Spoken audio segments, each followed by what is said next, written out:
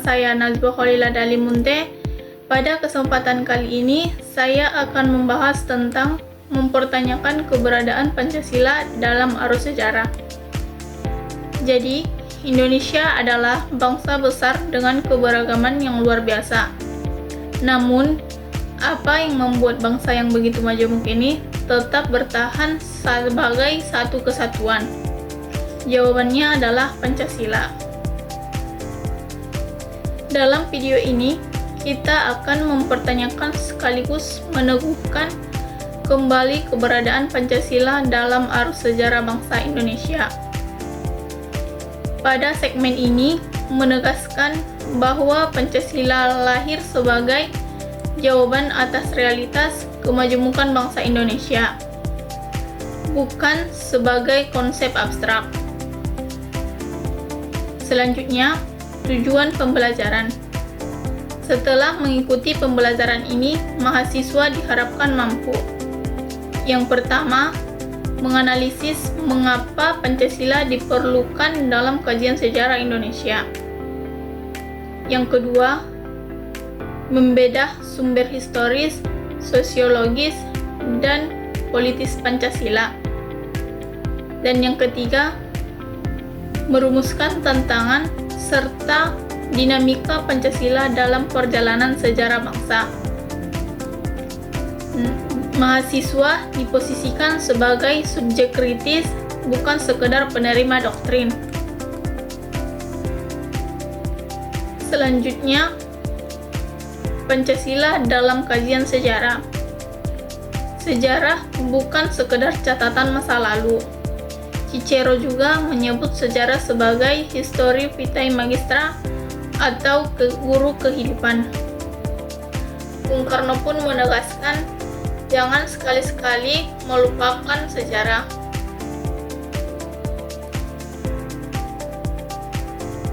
Dalam konteks Indonesia, Pancasila tidak muncul secara tiba-tiba.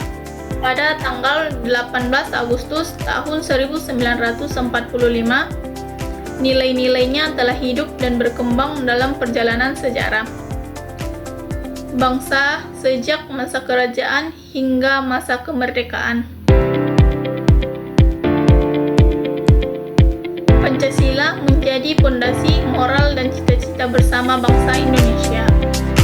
Tapi cita-cita dan nilai moral sebuah bangsa akan kehilangan arah dan jati dirinya. Pancasila ini bukan produk instan, tetapi hasil kristalisasi pengalaman historis bangsa. Selanjutnya, Pancasila sebagai identitas dan kepribadian bangsa. Identitas bangsa adalah jati diri yang membedakan satu bangsa dengan bangsa lain. Pancasila merupakan identitas nasional Indonesia yang paling fundamental. Selain bahasa Indonesia, bendera merah putih dan Undang-Undang Dasar tahun 1945, Pancasila menjadi penanda utama karakter bangsa Indonesia. Pancasila juga mencerminkan kepribadian bangsa seperti religius, humanis, dan menjunjung persatuan, mengedepankan musyawarah, serta berkeadilan sosial. Nilai gotong royong, toleransi, dan sopan santun, serta rasa kekeluargaan adalah kepribadian asli bangsa Indonesia yang terumuskan dalam Pancasila. Kepribadian bangsa Indonesia ini tercermin dari praktik nilai, bukan hanya dari teks Pancasila. Selanjutnya, makna 5 sila sebagai kepribadian bangsa. Kelima sila Pancasila ini menggambarkan kepribadian bangsa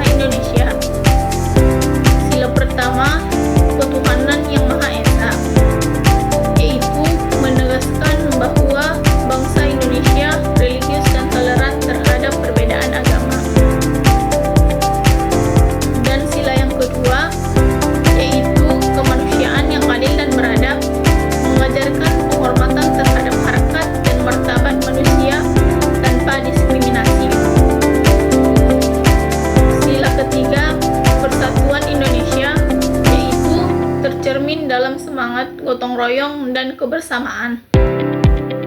Dan sila keempat, kerakyatan yang dipimpin oleh hikmat kebijaksanaan dalam permusyawaratan perwakilan, yaitu menegaskan demokrasi berbasis musyawarah dan kekeluargaan. Dan yang terakhir, sila kelima, keadilan sosial bagi seluruh rakyat Indonesia, yaitu mengarah pada cita-cita masyarakat yang adil dan makmur.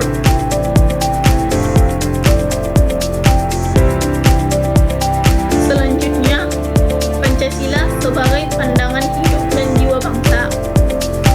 Pancasila bukan sekedar teks atau simbol negara. Pancasila adalah pandangan hidup dan jiwa bangsa Indonesia. Nilai-nilai Pancasila telah mengkristal dari budaya dan kearifan lokal bangsa Indonesia sejak dahulu. Ketika Pancasila diamalkan, sejatinya kita sedang melestarikan karakter luhur nenek moyang bangsa. Sebagai jiwa bangsa, Pancasila memberi semangat, motivasi, dan arah dalam menghadapi tantangan zaman, termasuk globalisasi. Pancasila ini berfungsi sebagai kompas moral dalam kehidupan berbangsa dan bernegara. Selanjutnya, Pancasila sebagai perjanjian luhur. Pancasila juga merupakan perjanjian luhur bangsa Indonesia. Ia lahir dari kesepakatan politik para pendiri bangsa yang mewakili seluruh elemen masyarakat. Proses perumusan Pancasila bukanlah hal yang mudah, mengingat keberagaman suku, agama, dan budaya Indonesia. Namun, Pancasila diterima sebagai titik temu terbaik dan hingga kini tetap menjadi fondasi kehidupan berbangsa dan bernegara.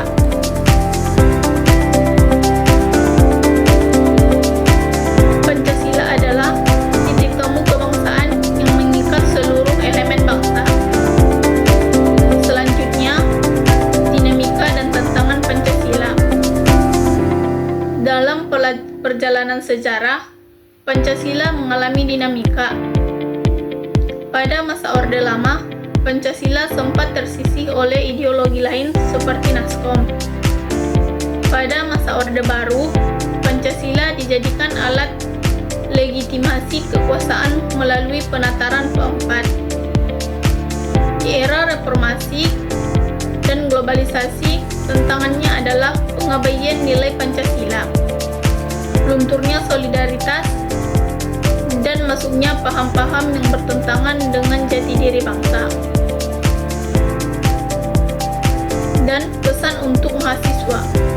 Sebagai mahasiswa dan generasi muda, kita memiliki peran penting dalam menjaga Pancasila. Peran itu dapat diwujudkan dengan berpikir kritis terhadap upaya yang memperolok sejarah,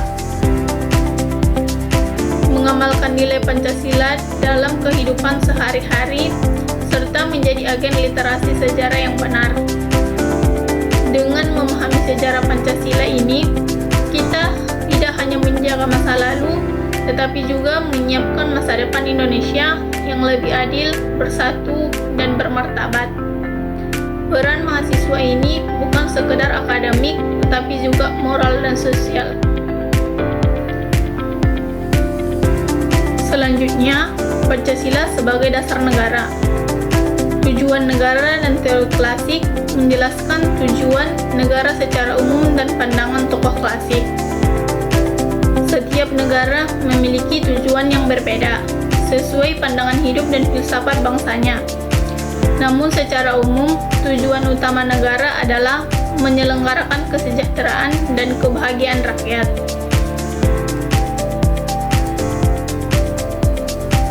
Dalam teori klasik, Sang Hyang menekankan pemerintah yang kuat untuk melindungi rakyat. Machiavelli menekankan kekuasaan untuk mencapai kemakmuran. Dan Dante Alighieri menekankan stabilitas dan perdamaian sebagai tujuan utama. pada era modern, Immanuel Kant menekankan kesetaraan dan hak individu. Jacobsen dan Lippmann menekankan ketertiban, kesejahteraan, dan moralitas masyarakat. Jebaren membedakan tujuan nyata negara atau kesejahteraan dan ketertiban dan tujuan tidak nyata atau kepentingan kelas tertentu.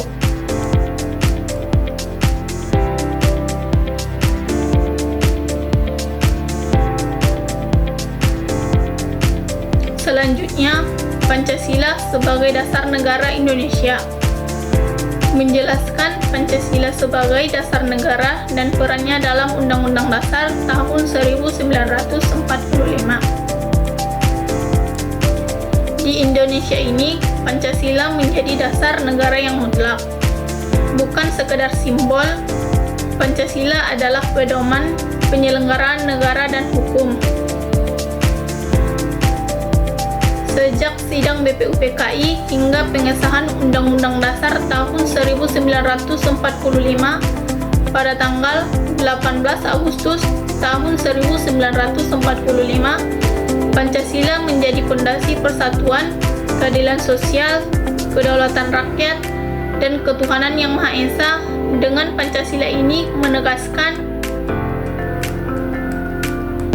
yang pertama, negara kesatuan bukan serikat.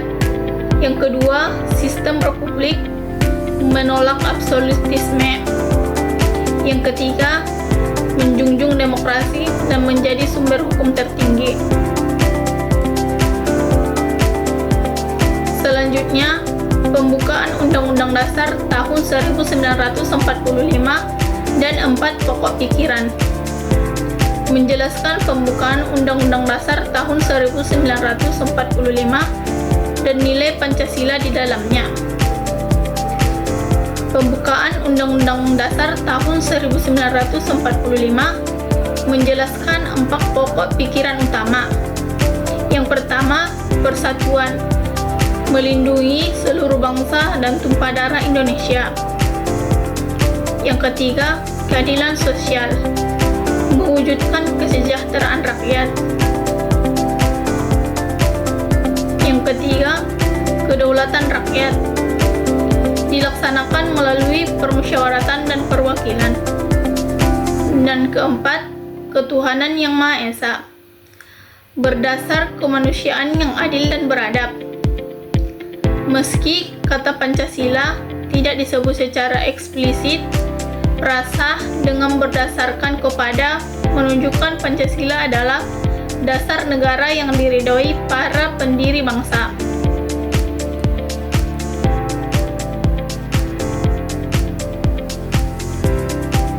Selanjutnya, fungsi Pancasila dan relevansi saat ini. Menjelaskan fungsi Pancasila, peran dalam kehidupan nyata, dan relevansi di masa kini.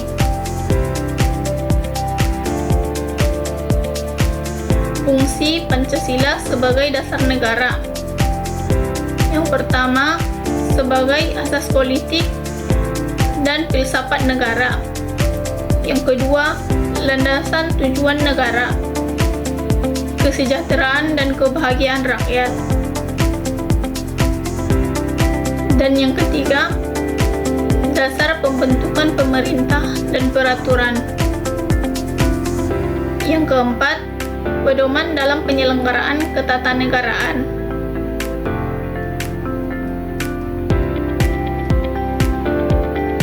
Selanjutnya, Pancasila juga menjadi referensi amandemen Undang-Undang Dasar tahun 1945, perubahan Undang-Undang Dasar tahun 1945 dilakukan untuk menyesuaikan zaman. Tapi pembukaan dan dasar Pancasila tetap tidak boleh diubah. Kenapa penting terus mengkaji Pancasila? Karena Pancasila bukan hanya simbol, tapi nilai hidup yang diamalkan sehari-hari. Dengan memahami dan mengamalkan Pancasila, negara menghadapi tantangan global, menjaga persatuan, dan membangun kesejahteraan rakyat. Cukup sekian video pembelajaran yang dapat saya sampaikan. Saya akhiri dengan Assalamualaikum warahmatullahi wabarakatuh.